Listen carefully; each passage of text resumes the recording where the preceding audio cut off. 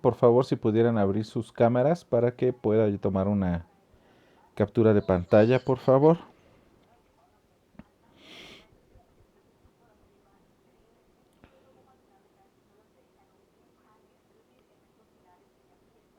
Por favor, los espero, los espero. Joven Diego, ¿a poco está cómodo? Se ve medio incómodo ahí, oiga. Póngase un cojín de menos. Se va a torcer el cuello, oiga.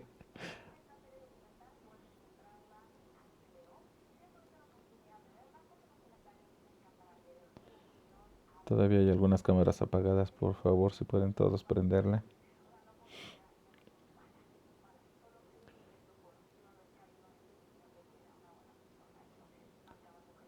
Muy bien. Yo creo que ya con eso se alcanza a tomar la pantalla. Muy bien, listo. Tome la captura. Si quieren, pueden apagar sus cámaras. No tengo ningún problema con ello. Muy bien, lo que vamos a hacer el día de hoy es continuar avanzando con esta parte que estamos revisando. Y me parece que lo que vamos a comenzar a hacer, déjenme darles la pantalla para que hablemos un poco de la búsqueda de información en Internet. Yo siempre le digo a mis estudiantes que la gran ventaja que yo veo ahora en ustedes como generación, ¿me explico? Este, que les llaman ahora la generación de cristal, no sé si sepan que hoy en día se les llama a ustedes la generación de cristal, ¿no? De que hay muchas cosas que les molestan y se espantan y bueno, total. Ahí ya saben que cada generación recibe su nombre, ¿no? La generación que está encima de la mía fueron los baby boomers, ¿no? La mía es la generación X y luego vienen, creo que la Z y luego los millennials, ¿no? Y ahora creo que son ustedes, ¿no? No sé, por ahí viene el rollo. El chiste es que la gran ventaja que yo veo en su generación, que es una desventaja que yo tuve cuando era estudiante, es que la mayor parte de la información, jóvenes, la tienen ustedes al alcance de un clic, ¿me explico? O sea, práctica, bueno, a ver, es una ventaja siempre y cuando lo sepan hacer, porque el Internet está plagado de cosas impresionantemente falsas, ¿no? Como cosas impresionantemente manipuladoras, como cosas muy buenas, ¿no? O sea, no podemos decir que todo en el Internet está bien, pero tampoco podemos decir que todo en Internet está mal. De hecho, me parece que es una herramienta muy útil si la sabemos utilizar. En el momento en que comenzamos a desviar un poco porque el Internet es una cosa que te puede perder, ¿no? En la búsqueda de información puedes perderte en la cosa que le llamábamos antes navegación, en la navegación en Internet. O sea, imagínense, cuando yo estaba estudiando, llegó el Windows 95 a mi facultad y abrieron por fin un aula exclusiva de cómputo donde había un montón de máquinas que en ese momento utilizábamos una cosa que era el cheat writer para escribir, nomás para que se escuche bien arcaico. El cheat writer utilizábamos unos floppies, que son unos discos. Y luego utilizábamos el Lotus 123 para hoja de cálculo. Y luego ya cuando iba yo de salida de la universidad, llegó el Windows 95 y era una maravilla, yo no lo sabía usar. Bueno, desafortunadamente nunca aprendí a usar Windows, porque el problema fue que llegué a un instituto donde solamente había fíjense, llegué a un instituto a hacer maestría y solo había una máquina que se conectaba a internet, una sola máquina. Y tenías que apartarla, ¿no? Porque los profesores no entraban al internet porque no lo entendían. Bueno, yo tampoco, porque tampoco sabía bien qué era el internet, pero la mayoría de los alumnos sí intentábamos entrar al internet y saber qué cosa era el internet y podíamos apartar esa máquina. Entonces había una forma ahí para entrar. Podías entrar una hora máximo al internet y buscar información en internet. O sea, nada más para que escuchen lo arcaico que fue eso cuando yo empecé a hacer mi maestría. Y el gran problema de ese instituto es que como la mayoría trabajaba con cuestiones de conducta y hacían análisis de imágenes, análisis de videos, y hacían pues cuestiones como más que ocupaban diferentes cosas a Windows, había puras máquinas Macintosh, puro Mac, puro Macintosh. Entonces yo aprendí a utilizar el equipo de cómputo que yo aprendí a utilizar fue el Macintosh. Y soy un verdadero inútil cuando me ponen enfrente una Windows, ¿no? Y todo el mundo utiliza Windows, o sea, todo el mundo, para ellos es natural. Y luego me dicen a mí, oye, es que, ¿cómo le puedes...? Híjole, ¿saben qué? Perdón, soy un verdadero inútil en Windows. Cuando me ponen así enfrente una Windows, de veras que no puedo, soy muy bruto para el Windows. Entonces siempre he manejado estas cosas. Les digo, fue más bien porque llegué a un lugar donde se utilizaban puras máquinas de esas, no por otra cosa. Para mí el Macintosh es una cosa maravillosa, pero pues la mayoría de mis compañeros siempre dicen que no, que es una porquería, que no les gusta, que es bueno, inestable nunca ha sido, pero bueno, siempre me dicen un buen de cosas con respecto a eso. En fin, total, ustedes pueden entrar es más, con su teléfono, hacer una búsqueda en internet y eso es una maravilla, puede salir un montón de información, buena y mala, pero sale la información. ¿Me explico? O sea, yo cuando tenía que hacer búsquedas, que todavía en el internet no había un montón de cosas, ¿no? Como hoy en día. Sí había ciertas cosas que podías buscar, que podías encontrar y algunas cosas, pero la mayoría de la información de las revistas pues salían en físico. Entonces tenías que ir a la UNAM, porque en ese tiempo la UNAM era la biblioteca que tenía la mayor base de datos o tenía contratada la mayor cantidad de editoriales. Entonces llegaban cada mes revistas científicas a la UNAM.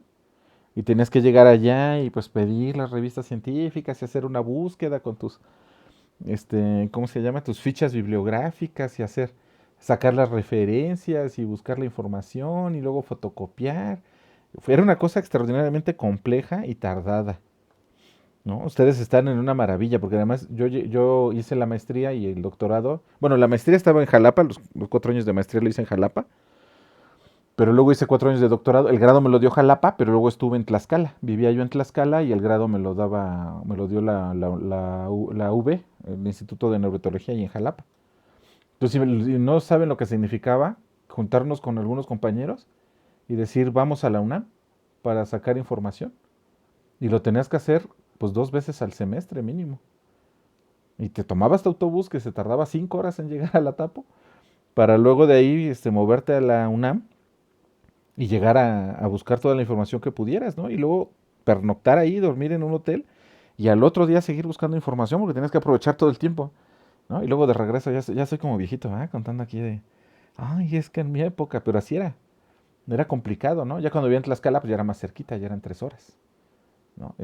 Pero bueno, pues siempre ha sido complicado. Hoy en día ya no, o sea, pueden hacerlo ustedes sentados libremente en su casa, ¿no? Y buscar información con un clic. Y yo no sé qué tan bueno y qué tan malo sea eso. A mí se me hace una maravilla, pero quizás está haciendo que ustedes vean todo como muy fácil, ¿no? Como obtener la información ya, todo al día, todo al momento. Y antes eso no ocurría. Muy bien, hoy en día, ¿qué hacemos con la búsqueda de información en Internet? Pues se puede clasificar en 3 tipos. Lo que son los motores de búsqueda, que ahorita vamos a hacer unos ejercicios.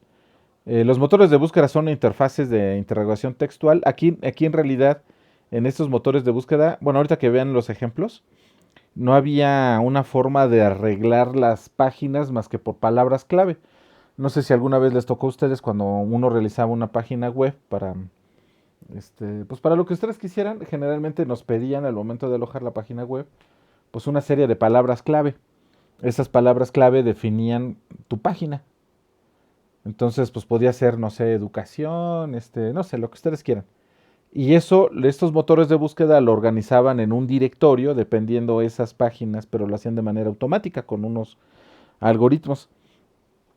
Y por lo tanto uno podía buscar con palabras clave ciertas cosas y salían las páginas que traían esas palabras clave y uno podía buscar información ahí. Después salieron pues los directorios, que son directorios de enlace de páginas, agrupando sus enlaces por categorías y ofrecen motores de búsqueda. En realidad son, ¿cómo me explico aquí con esta parte? Lo que hacen aquí es ya cierto personal se pone a clasificar las páginas. Entonces, Google, por ejemplo, tiene un montón de personal que lo que hace es eso precisamente, estar buscando con ciertos algoritmos nuevas páginas y estarlas clasificando, pero se hace de manera como más consciente, ¿me explico? Y luego del otro lado están los metabuscadores. Estos metabuscadores han perdido muchísimo. Ahorita les voy a explicar en qué se transformaron. Se transformaron muchos de estos en buscadores especializados. Los metabuscadores eran buscadores de buscadores, es decir, tú te metías a un metabuscador, había algunos gratis, había otros que se cobraban. El Copérnico, por ejemplo, que era muy, muy conocido en esa época. Estoy hablando yo creo que de los años 90, ¿no? Como de los años 2000, más o menos. Ahí era cuando los metabuscadores fueron un boom. Sí, como en los 2000, 2005, 2006 eran un boom los metabuscadores, porque era un buscador de buscadores. Entonces ya no tenías que ir en cada buscador y metiendo tus palabras clave, sino en los metabuscadores. Ya se escucha bien arcaico porque ya sé que ya ustedes hacen ya con un Google que se volvió un buscador especializado y ya hace precisamente esto que hacen lo que hacían los metabuscadores. Hoy en día Google se convirtió en un referente, pero antes no se podía no había un Google como existe hoy en día, ¿me explico? Bueno, aquí vamos a brincarnos esto porque es lo mismo que les estoy diciendo. Aquí tenemos precisamente pues la página que más se utiliza, ¿no? Lo que es el Google. Sin embargo, pues durante muchos años el Google no era precisamente lo que es hoy en día. Aquí les pongo un ejemplo de cómo buscar. Uno aquí puede meter ciertas palabras clave, por ejemplo, sex behavior, que durante mucho tiempo fue un problemón, porque el internet tú ponías la palabra sex y de inmediato te salía un montón de pornografía. Y pues había muchas cuestiones ahí que decías, pero es que yo estoy buscando algo mucho más científico, ¿no? Hoy en día sí, ya si colocan ustedes la palabra sex behavior, generalmente sale. Bueno, aquí también hay otra cuestión, hay que pensar en Google es un negocio. Entonces muchas veces lo que sale en primer lugar es quien está pagando para salir en primer lugar. ¿Me explico? Quien paga, pues tiene los primeros lugares. Después de esos, de los que son pagados, ya salen los más populares. ¿Me explico? O sea, los más populares son los que más se buscan, ¿no? O donde más búsquedas hay. Por ejemplo, aquí pues es Springer, que es una editorial. Ahorita ven hacia qué voy con eso que les estoy platicando. Aquí había otro que este era otro buscador, que era el Hotbot. Antes de que Google se transformara en el gran metabuscador, Google era un buscador más. Entonces aquí en el Hotbot ustedes podrían meter lo mismo, la misma palabra, las mismas este, palabras clave, que en ese tiempo en mi licenciatura yo trabajaba con conducta sexual precisamente. Y si se dan cuenta, Wikipedia se lo traduce en primer lugar y salen primero las pagadas, ¿no?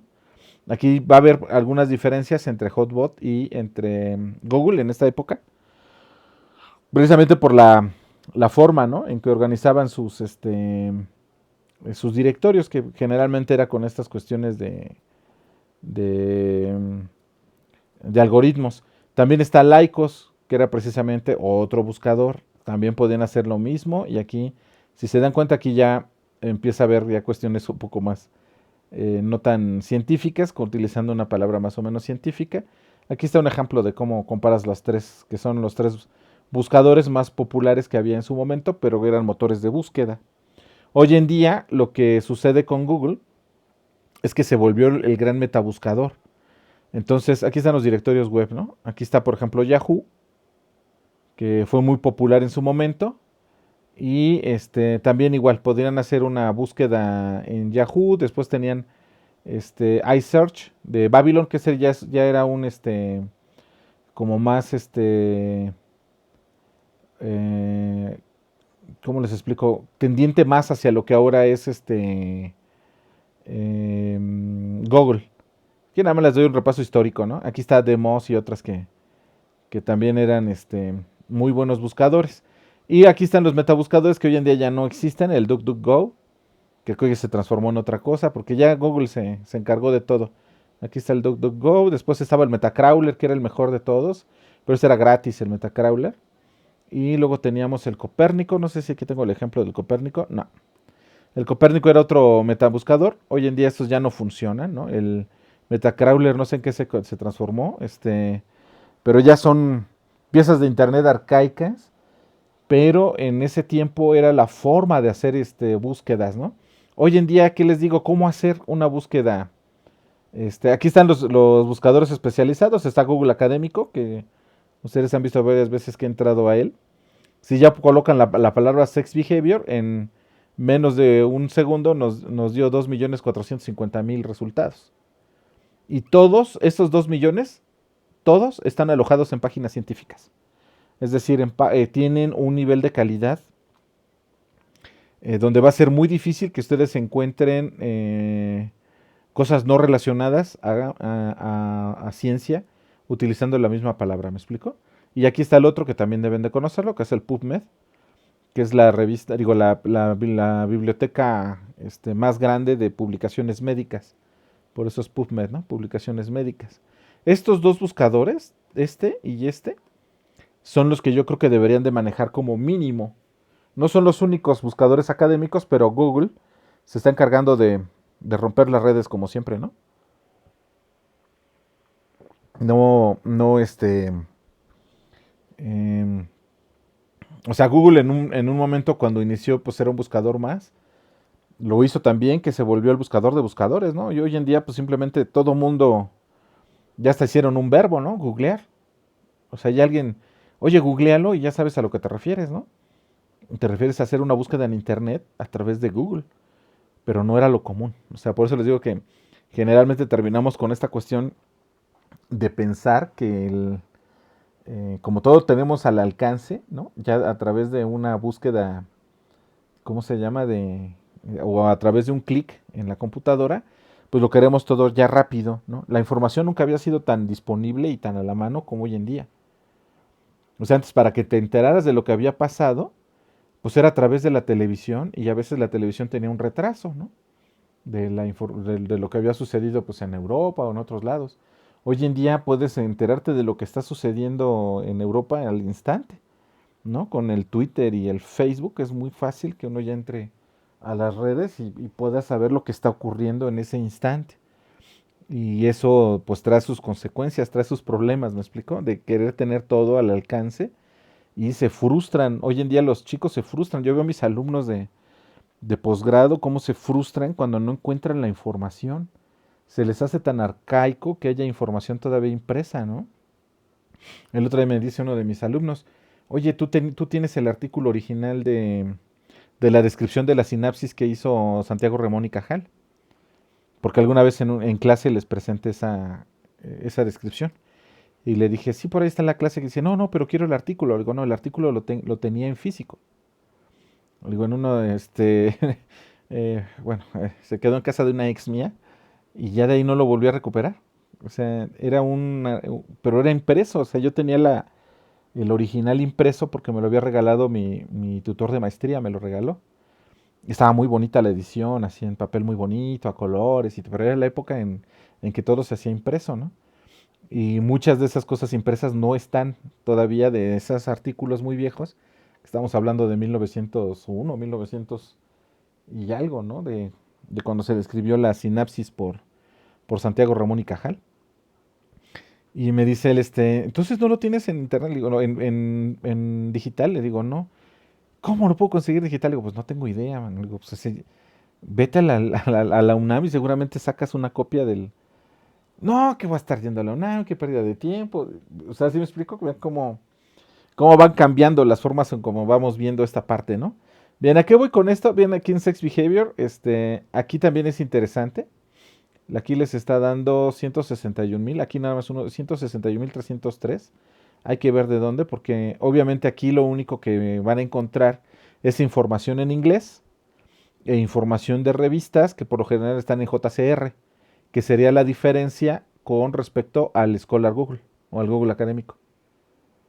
El Google Académico les va a buscar todo lo que venga a Sex Behavior, pero no va a importar si están en JCR o no.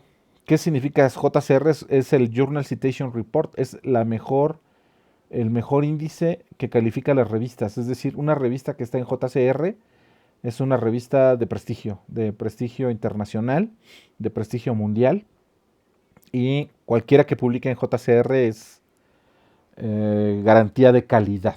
¿Me explico? Aquí ese es el problema que tiene el Google Académico. El Google Académico les va a dar de tocho morocho. O sea, no importa si la revista es JCR o no es JCR, si está en el Latin Index, o sea, no importa eso. Lo que le va a importar al Scholar Google es que tenga las dos palabras, sex y behavior. y que esté en palabras, digo, en páginas alojadas en puntos edus, en puntos orgs o en puntos, a ver, edu, org. Ay, creo que esos son los dos principales que se buscan. A ver, aquí deben de venir. Aquí está visitado por 765, pero ¿es en qué está? En un org, mira. En un org. Y pues para ahí debe de haber que otros que son .edu, que serán las páginas, ¿no? Nunca de .com porque com es de comercial, ¿me explico? .com significa comercial, les van a vender algo en esas páginas .com, por eso es que hay que evitarlas lo más que se pueda, las .com. Y aquí lo que hacen es buscar precisamente en las JCR y además JCR que sean registradas por el gobierno norteamericano. Por eso es que la diferencia en el número, ¿no?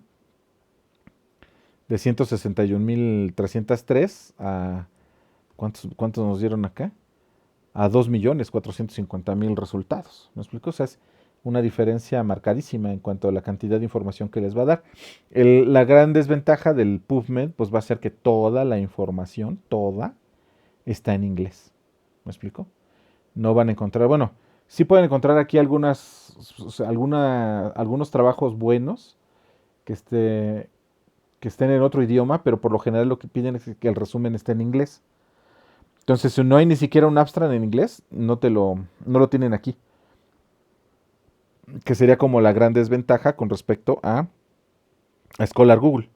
Entonces, yo como les recomiendo siempre que comiencen una búsqueda, cuando ustedes ya tienen como ustedes ya, que ya tienen un título, ¿me explico? Cuando no conocen absolutamente nada, nada del tema, o sea que están totalmente en blanco en el tema, lo primero que yo les recomendaría es que hicieran una búsqueda en Google, no en el Google académico, en el Google normal. ¿Qué es lo que ustedes deben de identificar de su título? Las palabras clave. ¿Cuáles son las palabras clave de cada uno de los títulos que ustedes tienen? ¿Me explico? Que serían como las palabras más importantes que representan su trabajo. Entonces, en ese momento ustedes colocan las 2, 3 o 4 palabras clave, separadas por una coma si quieren, y lo que harían con eso es hacer una búsqueda general.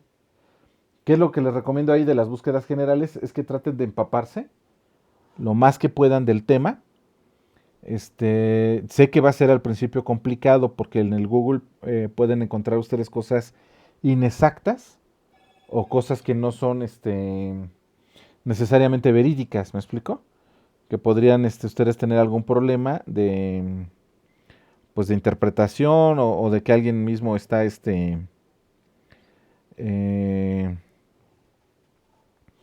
o alguien que sube información deliberadamente errónea o equivocada, ¿me explico? Y que puede llevar, pues, o gente pues, que tiene intenciones de sembrar ideas que no estén realmente relacionadas con la ciencia, porque de que hay, ¿eh? Y créeme que luego yo de repente me sorprendo que digo, ¿cómo le hacen para encontrarle 5 patas al gato, ¿no? Si todos sabemos que tiene 4, ¿cómo le hacen para manipular la información y hacerte creer, ¿no? Que tiene 5 patas el gato. Entonces ahí es donde ustedes tienen que aprender a discernir, pero ¿qué sería lo principal? Que empezaran ustedes, a lo mejor con estas búsquedas que se hacen en Google, lo primero que les va a salir es Wikipedia. Wikipedia no es del todo malo, solo tienen que pensar que cualquiera puede, ¿cómo se llama? Manipular este es el de Google, ¿no? Si se dan cuenta, luego sale la enciclopedia libre, ¿no? Wikipedia. En Wikipedia cualquiera de nosotros podemos entrar y modificar cualquier artículo, ¿me explico? O sea, yo puedo entrar y decir, no, pues esto y esto y esto, y esto es lo que yo creo. Y obviamente siempre hay gente que está revisando, o sea, si yo leo algo en Wikipedia, que no es correcto, pues yo puedo modificarlo. Entonces lo modifico y lo dejo como es, y si nadie pues lo cambia, pues se queda así porque así es como es. Pero si alguien lo cambia deliberadamente para introducir algo que no es cierto, y tú lo lees justo cuando él lo modificó, o lo estás leyendo poquito después de lo que lo modificó, te puedes ir con la idea de que esa es la respuesta correcta, ¿me explico? Porque no hubo todavía nadie que lo editara. O sea, no necesariamente sale algo en Wikipedia y de inmediatamente es editado, pues no ocurre así. Entonces lo ideal es ir buscando pues con mucha precaución en Google. Cuando uno ya tiene idea, que uno ya sabe por dónde va el tema, pues entonces ahí sí te avientas una búsqueda de inmediato en Google Académico. Eso es lo siguiente que tendrías que buscar. En Google Académico, aquí metes tus palabras clave, te van a salir toda la información. Aquí en este caso, pues son 2.450.000, pero aquí tú puedes pedirle a Google un intervalo, ¿no?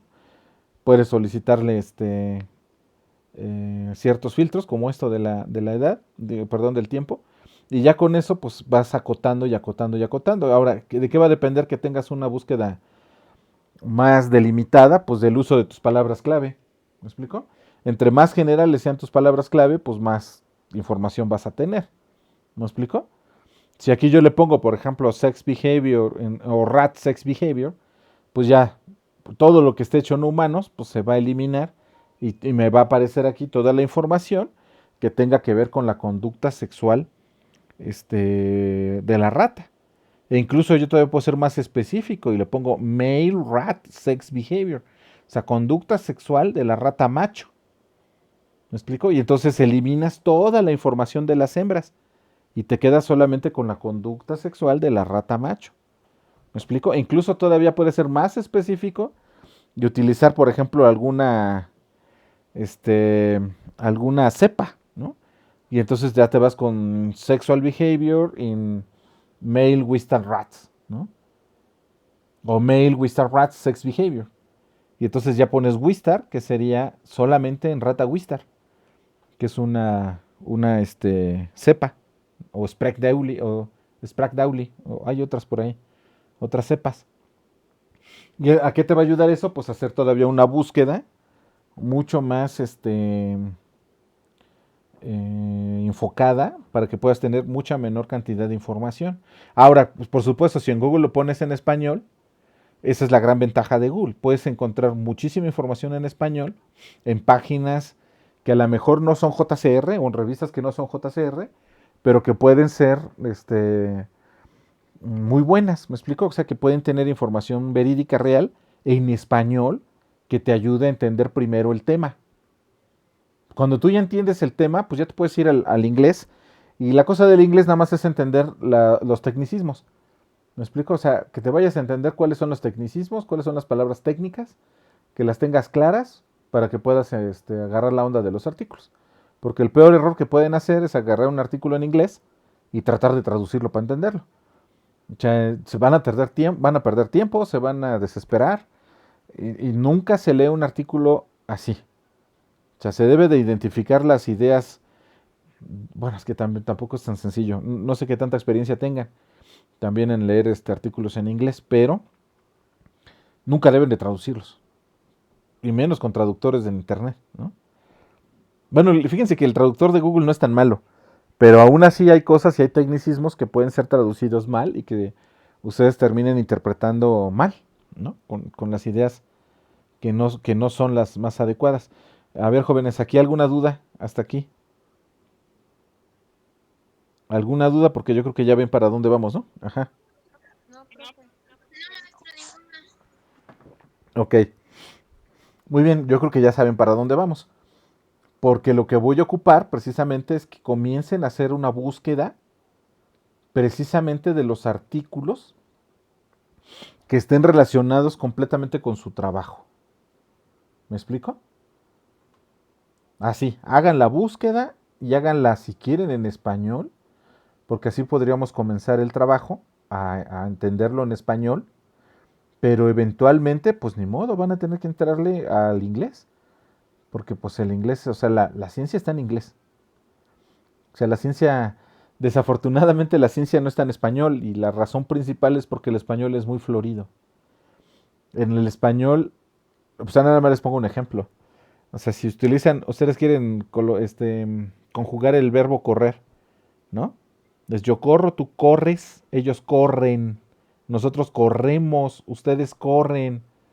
¿Ya vieron cómo cambia el verbo en cada uno de los diferentes conjugaciones? ¿Y qué pasa con el inglés? O sea, I run. He runs, she runs. O sea, ahí nada más la S al final. Y todos los demás es run, run, run. Entonces el inglés es muy concreto. La cuestión del inglés es que es específico. O sea, es un lenguaje tan concreto que nos permite este, poner ideas en pocas palabras y claras, que no tengan otra interpretación. El español es fabuloso para escribir novelas, ¿no? ¿Por qué? Porque tenemos una manera impresionante de poder decir una idea de diferentes formas, ¿no? Y se puede uno volver muy poético, muy romántico, y dices la misma idea, ¿no? Si no lean o escuchen las letras de Sabina, ¿no? O sea, Sabina le puede decir lo que sea a cualquiera utilizando un lenguaje que dices, qué bruto, ¿no? Qué bonito lo dices. Bueno, al menos yo digo, ¿no? Vean las letras de Sabina y se van a dar cuenta de lo que es el español, ¿no? Dice cosas de una manera tan florida que hasta lo hace escuchar bonito, ¿me explico? Yo es el ejemplo que tengo para explicarles cómo sería el español y el inglés. Entonces, por supuesto que el inglés tiene pues lo suyo, ¿no? O sea, por eso es que la ciencia es en inglés y muchas novelas pues se hacen en español. Bueno, también hay novelas en inglés, pero el español es muy bonito para escribir otro tipo de cosas. Y pues ni modo, van a tener que entrarle, en algún momento le van a tener que entrar, ojalá no sea necesario, y con los puros artículos en español pues ustedes puedan completar el tema. Ya hoy en día pues se hace muchísima investigación en español sobre muchos temas, que podría ir por ahí la cuestión. Muy bien, ¿cuál va a ser entonces su tarea o que van a empezar a hacer? No en esto que lo hagan de aquí a mañana, ¿no? Sino que lo vayan haciendo a lo largo de la semana y que vayan identificando artículos primero en español que les van a ser útiles, ¿me explico? Estos artículos les van a servir para formar lo que se conoce como background o marco teórico de donde se va a desprender la introducción y los antecedentes. ¿Me explico? Pero lo primero que ustedes van a hacer es buscar la introducción. Y obviamente, pues cómo se van a introducir el tema, pues buscando la información en Scholar Google, metiendo precisamente las palabras clave. Y esas palabras clave les van a dar a ustedes la información que ocupan, pues con respecto al tema y qué tanto se ha estudiado su tema. Y pues ahí, con esta búsqueda ustedes se van a dar cuenta si su trabajo es o no viable, si su trabajo ya fue hecho. Si ya alguien hizo su trabajo, no se preocupen, o sea, no se van a dar un tiro en la cabeza o se van a ir a ahorcar ahora porque ya el mundo se les acabó. No, no necesariamente. Simplemente hay que leer lo que ellos hicieron o lo que ya se hizo y ver qué es lo que no está hecho. Y es ahí donde ustedes entonces empezarían a, a, a empezar a hacer. O sea, no se preocupe por esa idea de que, híjole, ya está hecho, ¿no? Pues no, o sea, no necesariamente porque alguien ya hizo algo similar, es exactamente la idea que ustedes tienen. Ahora sí puede ser que tengan los dos la misma idea, pues bueno, vemos qué se hizo y dónde pueden ustedes impactar con su trabajo, ¿no? O sea, yo creo que la gran ventaja que ustedes tienen es el área donde están, que es el istmo. Hay muchísimas cosas que se pueden vender nada más poniéndole en el istmo. Porque hay tanta falta de información que nada más uno con que coloque en el istmo, ya con eso se vuelve atractivo. Es decir, alguien ya hizo lo que tú querías hacer. Ah, pero lo hizo en, no sé, en el norte de México. O lo hizo en Europa. O lo hizo, no sé, en Centroamérica. Ah, pero el istmo es tan particular dentro de la República Mexicana, que con que ustedes coloquen en el istmo, ya con eso tienen, pero les compran. Les aseguro que les compran lo que ustedes pongan en el istmo. Por las particularidades que tiene la región. Culturales, todas las particularidades que ustedes seguramente conocen. Y eso es lo interesante de la zona, de la región y de lo bonito que podría ser estar haciendo investigación en esa zona privilegiada donde están ustedes. Pero bueno, no sé si tengan dudas, preguntas. No, maestro. Ah, pues sí, así me dijeron ayer, digo antier o la semana pasada. No, profe, todo está muy bien, no hay preguntas. Profe, Dígame. ¿la información puede ser tanto en inglés como en español o Sí, solamente en inglés? no, puede ser en inglés y en español. De hecho, mi recomendación sería que comenzaran en español si aún no tienen bien amarrado el trabajo. Si aún no entienden del todo su trabajo, comiencen en español para que se hagan de una idea en español Y ya después, con toda la confianza, se brincan al inglés. Está bien, perfecto. Gracias. De nada. Muy bien, jóvenes. ¿Más preguntas?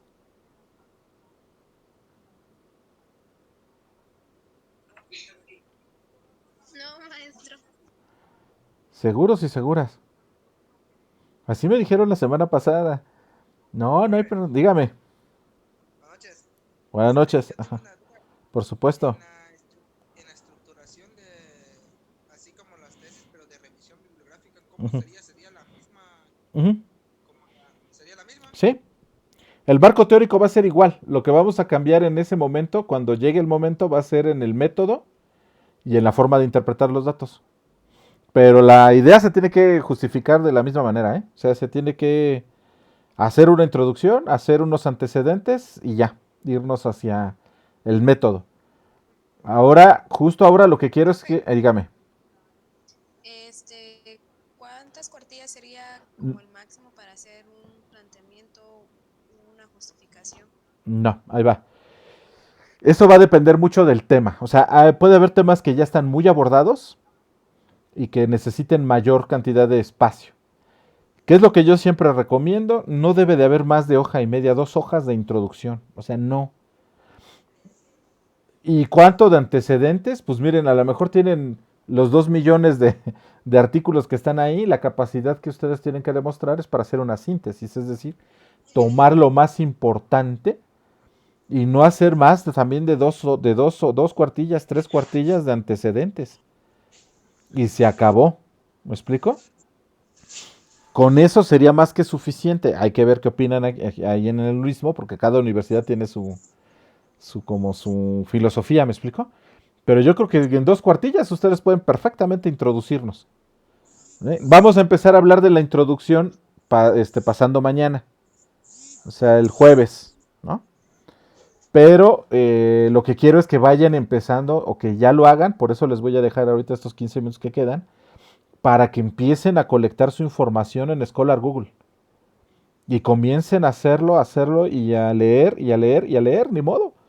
Esta materia va a ser leer, leer y leer. De tal manera que ustedes tienen que volverse expertos. Miren, ¿cuál es la idea? Que cuando ustedes se paren enfrente de quien sea, nadie sepa más del tema que ustedes. Y así tiene que ser. Así debe ser. Ustedes se deben de parar enfrente de quien sea y así sea de licenciatura. Y ustedes no... ¿Quién debe de saber más de su trabajo? Ustedes. Nadie más que ustedes. Esa es la idea. Pero no lo van a lograr si no leen y leen y leen y leen.